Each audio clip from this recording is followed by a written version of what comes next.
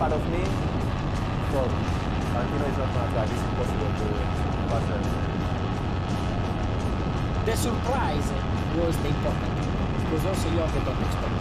When we arrived to the last corner, I say I have to brake a little bit later than him, but not too much. So when I brake a bit later, like 5-6 meters later, and I try to put my bike at 180 kilometers per hour in 35 centimeters. And they say, maybe now I crash.